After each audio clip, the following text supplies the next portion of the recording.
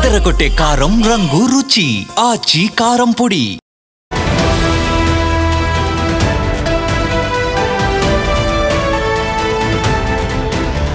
News చూస్తున్నాం. పాకిస్తాన్ లో big blast కు సంబంధించిన బ్రేకింగ్ న్యూస్ చూస్తున్నాం. పాకిస్తాన్ లో భారీ పేలుడు సంభవించింది.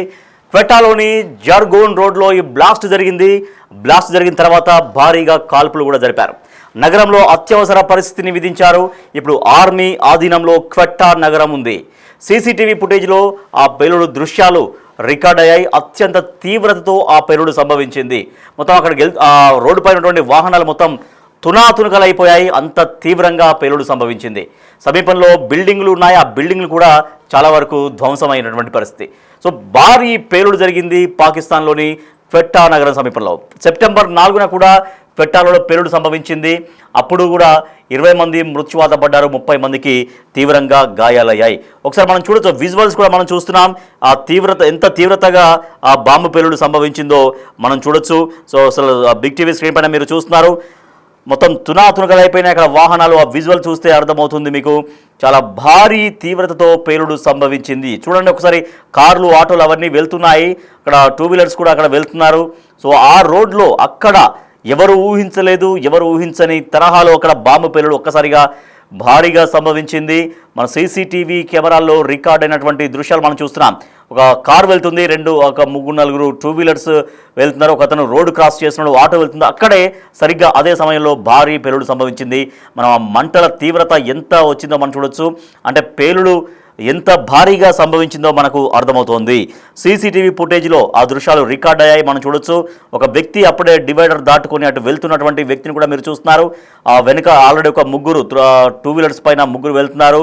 తర్వాత ఒక ఆటో, ఒక కార్, ఇవన్నీ వస్తున్నటువంటి సమయంలో సరిగ్గా అప్పుడే భారీ పేలుడు సంభవించింది. సో ఈ పేలుడుకు పాల్పడ్డది ఎవరు, మరి ఎందుకు పేలుడు సంభవించింది అనేది ఇంకా పూర్తిగా తెలియాల్సినటువంటి అవసరం ఉంది. అత్యంత తీవ్రతతో పేలుడు సంభవించింది. మొత్తం వాహనాలంతా తునాతునకలైపోయాయి. సమీపంలోని బిల్డింగ్లు కూడా మనం చూడొచ్చు. రైట్ సైడ్ బాక్స్లో చాలా వరకు బిల్డింగ్స్ కూడా దెబ్బతిన్నాయి. ఆ విజువల్స్ మనం చూస్తున్నాం. సెప్టెంబర్ 4న కూడా క్వెట్టాలో పేలుడు సంభవించింది. అప్పుడు ఒక 20 మంది చనిపోయారు, 30 మందికి తీవ్రంగా గాయపడ్డారు, తీవ్ర గాయాల పాలైనాయి. సో ప్రస్తుతం అయితే ఆ నగరం, క్వెట్టా నగరం టోటల్గా ఇప్పుడు ఆర్మీ ఆధీనంలోకి వెళ్ళిపోయింది. పాకిస్తాన్లో భారీ పేలుడు సంభవించడంతో క్వెట్టాలోని జార్గోన్ రోడ్లో బ్లాస్ట్ జరిగింది. ఆ తర్వాత భారీ కాల్పులు కూడా జరిగినట్టుగా తెలుస్తోంది. ఇప్పుడైతే ప్రస్తుతం అయితే క్వెట్టా నగరం పూర్తిగా ఆర్మీ ఆధీనంలోకి వెళ్ళిపోయింది. సీసీటీవీ ఫుటేజ్లో మనకు చాలా క్లియర్గా మనం చూడొచ్చు ఆ పేలుడు తీవ్రత ఎంత ఉంది అనేది మనకు అర్థమవుతూ ఉంది. సో అది పాకిస్తాన్లో జరిగినటువంటి బాంబు పేలుడు ఒక్కసారిగా చాలా ఒక పెను విధ్వంసాన్ని సృష్టించిందని చెప్పొచ్చు. మనం చూస్తున్నాం అక్కడ పేలుడు సంభవించినటువంటి దృశ్యాలు మనం చూస్తున్నాం ఫస్ట్ బాక్స్లో. తర్వాత ఆ పేలుడుతో మొత్తం పూర్తిగా పొగ ఎట్లా ఆవరించిందో మనం చూడొచ్చు సెకండ్ బాక్స్లో. అండ్ థర్డ్ బాక్స్లో మనం చూస్తున్నాం అక్కడ సమీపంలో ఉన్నటువంటి బిల్డింగ్లు కూడా చాలా వరకు ధ్వంసం అయినటువంటి విజువల్స్ మనం చూడొచ్చు. సో పాకిస్తాన్లో బిగ్ బ్లాస్ట్ జరిగింది. ఎవరు చేశారు అనేది ఇంకా పూర్తిగా ప్రస్తుతం అయితే తెలియాల్సినటువంటి వివరాలు ఇంకా పూర్తిగా తెలియాల్సినటువంటి అవసరం అయితే ఉంది.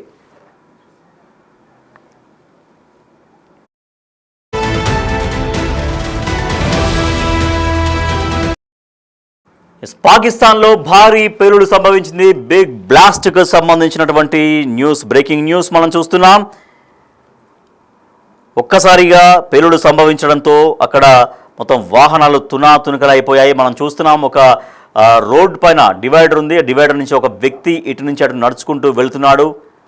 ఆ రోడ్లో భారీ పేలుడు సంభవించింది. మనం చూడొచ్చు ఒక 3-4 2 వీలర్స్ వెళ్తున్నాయి. దానిపైన అక్కడ జనం వెళ్తున్నారు, కారు వెళ్తుంది, ఆటో వెళ్తుంది. సరిగ్గా ఒక వ్యక్తి ఆ డివైడర్ని దాటుకొని అటు వెళ్ళి ఆ రోడ్డు మధ్యలోకి రాగానే ఇప్పుడు వస్తుంది పేలుడు.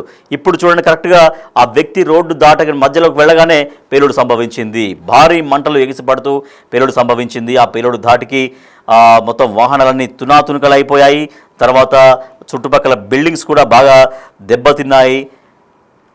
ప్రస్తుతం అయితే క్వెట్టా నగరం ఆర్మీ ఆధీనంలోకి వెళ్ళిపోయింది. క్వెట్టా నగరంలోని జర్గోన్ రోడ్డులో ఈ బ్లాస్ట్ జరిగింది. మనం చూస్తున్నటువంటి రోడ్డు జర్గోన్ రోడ్, అది పాకిస్తాన్లో. ఆ జర్గోన్ రోడ్లో భారీ బ్లాస్ట్ జరిగింది.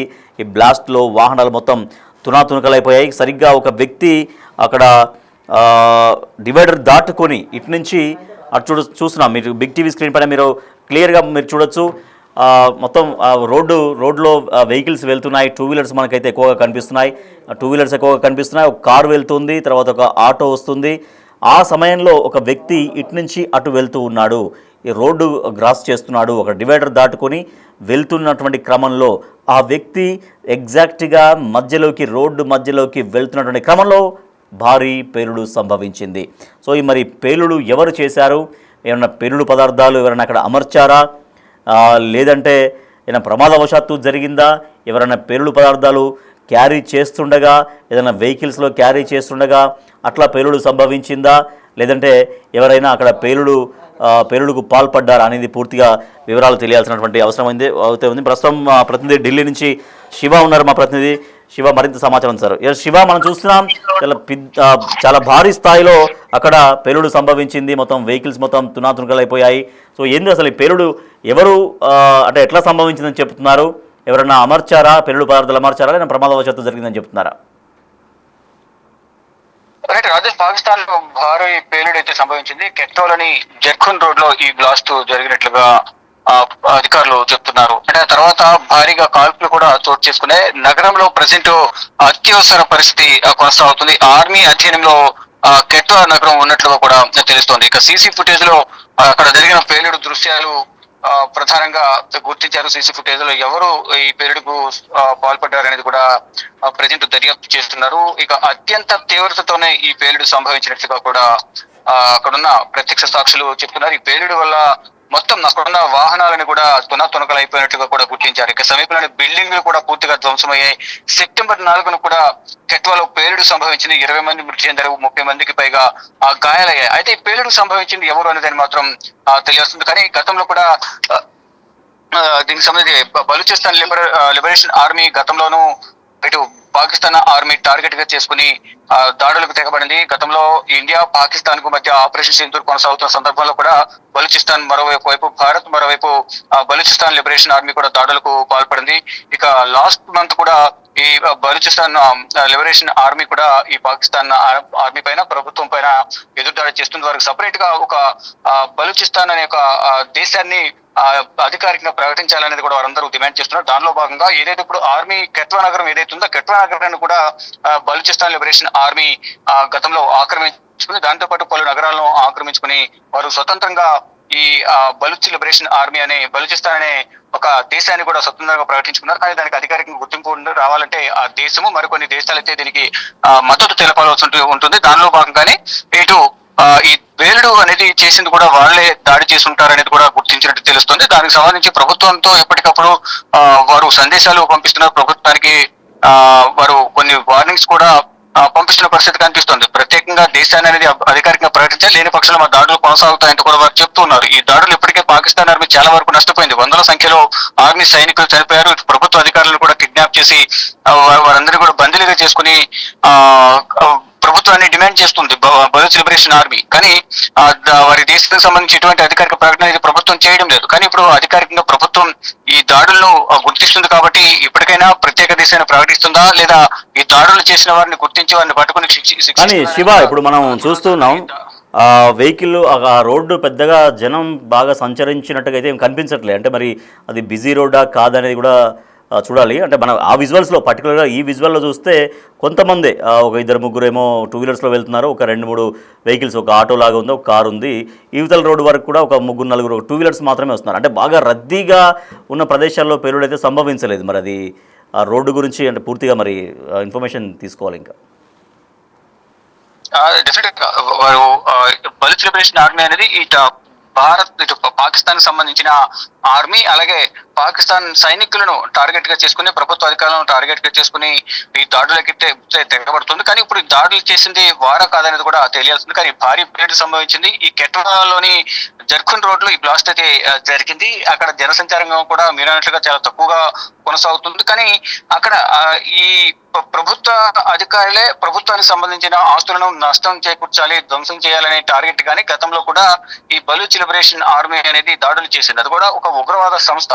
బలూచ్ లిబరేషన్ ఆర్మీ వారు ప్రత్యేక దేశంగా ప్రకటించాలనేది కూడా గత కొన్ని సంవత్సరాలుగా దశాబ్ద కాలంగా వారు పోరాడుతున్నారు. ప్రభుత్వాన్ని ముందు ఒక డిమాండ్ అయితే ఉంచారు, కానీ ప్రభుత్వం మాత్రం వారి ప్రతిపాదనలు కానీ డిమాండ్ కానీ పరిగణనలోకి తీసుకోవడం లేదు. కానీ ఇటు దాడులు కొనసాగుతున్నాయి. ఈ దాడుల వల్ల పాకిస్తాన్ ఆర్మీలో చాలా వరకు నష్టపోతుంది. వాహనాలు కానీ దానికి సంబంధించిన సైనిక వ్యవస్థ కానీ చాలా వరకు నష్టపోయింది. ఇప్పటి వరకు ఇంతకుముందు చెప్పినట్లుగా వందల సంఖ్యలోనే ప్రాణాలు కోల్పోయారు. ఏదైతే ఆపరేషన్ సింధూర్ సందర్భంలో భారత్ పాకిస్తాన్ మధ్య యుద్ధం కొనసాగుతుంటే ఒకవైపు భారత్ దాడి చేస్తుంది, మరోవైపు అంతర్గతంగా ఈ అంతర్యుద్ధాన్ని కూడా పాకిస్తాన్ గతంలో ఎదుర్కోవాల్సిన పరిస్థితి ఏర్పడింది బలూచ్ లిబరేషన్ ఆర్మీ నుంచి. ఇప్పుడు కూడా అదే దాడులు కొనసాగుతూనే ఉన్నాయి. ఒకవైపు భారత్ పాకిస్తాన్ మధ్య ఈ కాల్పుల విరమణ ఒప్పందానికి సంబంధించి అవగాహన కుదిరినప్పటికీ కూడా అంతర్యుద్ధం అనేది కొనసాగుతోంది.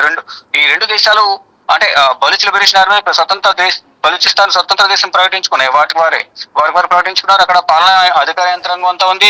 ప్రధానమంత్రి మంత్రి కేబినెట్ అంతా కూడా కొనసాగుతుంది. కానీ దానికి అధికారికంగా అనేది గుర్తింపు అనేది ఉండాల్సి ఉంటుంది. అంటే అధికారికంగా పాకిస్తాన్ లో భాగంగా ఉంది కాబట్టి వారు దాన్ని గుర్తించాల్సి ఉంటుంది, వారు ప్రకటించాల్సి ఉంటుంది. దాంతో పాటు మరికొన్ని దేశాలు వారికి మద్దతు తెలపాల్సి ఉంటుంది. కానీ ఇప్పుడు ఈ దాడికి సంబంధించి మాత్రం ఎవరు దాడి చేశారనేది అధికారికంగా ప్రకటించాల్సి ఉంది. కానీ బలూచ్ లిబరేషన్ ఆర్మీకి సంబంధించి వారు దాడి చేసి ఉంటారు అనేది కొంతమంది అనుమానాలు వ్యక్తం చేస్తున్నారు. కానీ చాలా వరకు ప్రాణ నష్టం జరిగింది. 20 మంది మృతి చెందారు, 30 మందికి తీవ్ర గాయాలయ్యి. వారిలో కూడా కొంతమంది పరిస్థితి విషమంగా ఉన్నట్లు తెలుస్తుంది. సీసీ ఫుటేజ్ ఆధారంగా కేసు నమోదు చేసి దర్యాప్తు కొనసాగుతోంది. Rajesh. Right, thank you Shiva. So పాకిస్తాన్లో ఒక భారీ పేలుడు సంభవించింది. పాకిస్తాన్లోని క్వెట్టా నగరంలోని జర్గోన్ రోడ్లో ఈ బ్లాస్ట్ జరిగింది, భారీ బ్లాస్ట్ జరిగింది. అయితే ఇది బలూచిస్తాన్ లిబరేషన్ ఆర్మీ వాళ్ళు ఈ ఘాతుకానికి పాల్పడ్డారా, లేకపోతే ఇంకెవరైనా వేరే వాళ్ళు పాల్పడ్డారా అనేది ఇంకా పూర్తిగా అయితే తెలియాల్సినటువంటి అవసరం ఉంది. అయితే ఒక భారీ పేలుడు సంభవించింది. ఆ పేలుడు విజువల్స్ ఒక సీసీటీవీ కెమెరాల్లో రికార్డ్ అయ్యాయి. అక్కడ సమీపంలోని కొన్ని బిల్డింగ్స్ కూడా బాగా దెబ్బతిన్నాయి. ఒక 30 మందికి పైగా మృత్యువాత పడ్డారు. ఇంకా పదుల సంఖ్యలో తీవ్రంగా గాయపడ్డారు. మనం చూడొచ్చు, విజువల్స్ మనం చూడొచ్చు. కరెక్ట్గా ఆ రోడ్డు మనం చూస్తున్నాం, లెఫ్ట్ సైడ్ బాక్స్లో రోడ్ చూస్తున్నాం. డివైడర్ ఉంది, డివైడర్కి అటుపక్క వెహికల్స్ వెళ్తున్నాయి. ఒక వ్యక్తి ఏమో అక్కడ కరెక్ట్గా డివైడర్ దాటుకొని రోడ్డు క్రాస్ చేస్తున్నాడు. కరెక్ట్గా రోడ్డు మధ్యలోకి వెళ్ళగానే ఈ భారీ పేలుడు సంభవించింది. ఈ పేలుడు ఎక్కడ సంభవించింది? ఎందుకంటే అక్కడ అన్ని పాసింగ్ వెహికల్సే, అక్కడ ఏ వెహికల్ కూడా అక్కడ అంటే అక్కడ ఆగి కనిపించట్లేదు మనకి. అన్ని వెహికల్స్ అన్నీ వెళ్తున్నాయి. మరి అప్పటికప్పుడు ఎట్లా పేలింది? ఎవరైనా పైనుంచి బాంబు విసిరారా, లేదంటే మరి అది ఎట్లా ఆ వ్యక్తి దగ్గర ఏమైనా బాంబు ఉందా? కరెక్ట్గా రోడ్డు మధ్యలోకి వెళ్ళగానే పేలుడు సంభవించింది. అంటే లేదంటే ఆ ఆటోలోనో లేకపోతే ఆ కారులోనో ఏమైనా పేలుడు పదార్థాలు ఉన్నాయా, అవే ఏమన్నా పేలాయా? ఇలా రకరకాలుగా కోణాల్లో అయితే అనేక ప్రశ్నలు ఉత్పన్నమవుతున్నాయి. ఎందుకంటే అక్కడ ఏమీ లేదు, ఏదైనా వెహికల్ పార్క్ చేసి ఉంది, లేదంటే అక్కడ ఏదైనా ఒక డస్ట్బిన్ లాగానో లేకపోతే ఏదైనా చెట్టో ఏదైనా ఉంటే అక్కడ పెట్టారనుకోవచ్చు. కానీ కరెక్ట్గా రోడ్డు మధ్యలో ఆ బాంబ్ బ్లాస్ట్ జరగడం అనేది విజువల్స్లో మనకు కనిపిస్తుంది. అంటే అక్కడ వెహికల్ పార్క్ చేసి లేదు, మరి ఇక్కడ ఆ వెహికల్లో ఏమన్నా మందుగుండు సామాగ్రి, పేలుడు పదార్థాలు వెళ్తూ ఉంటే అట్లా పేల్చేశారా అనేది రకరకాలుగా ఇంకా పూర్తిగా తెలియాల్సినటువంటి అవసరం ఉంది.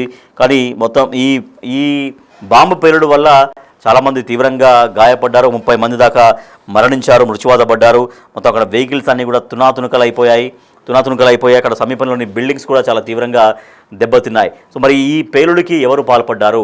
అక్కడ బలూచిస్తాన్ లిబరేషన్ ఆర్మీ పేలుడుకు పాల్పడిందా అనేది కూడా ఇంకా పూర్తి అనుమానమే ఉంది. ఎక్కడ ఎటువంటి కన్ఫర్మేషన్ అయితే లేదు. కానీ ఇంత భారీ పేలుడికి కారణం ఎవరు? ఏదన్నా మనం అనుకుంటున్నట్టుగా అక్కడ వెహికల్స్లో వెళ్తూ ఏమన్నా మందుగుండు సామాగ్రి అట్లా పేల్చారా, లేకపోతే ప్రమాదవశాత్తు పేలిందా? ఇంత భారీ ఎత్తున పేలుడు సంభవించడానికి గల కారణాలు ఏంటి అనే దాని పైన ఇంకా పూర్తిగా క్లారిటీ రావాలి. ప్రస్తుతం అయితే ఆ నగరం మొత్తం ఆర్మీ ఆధీనంలోకి వెళ్ళిపోయింది.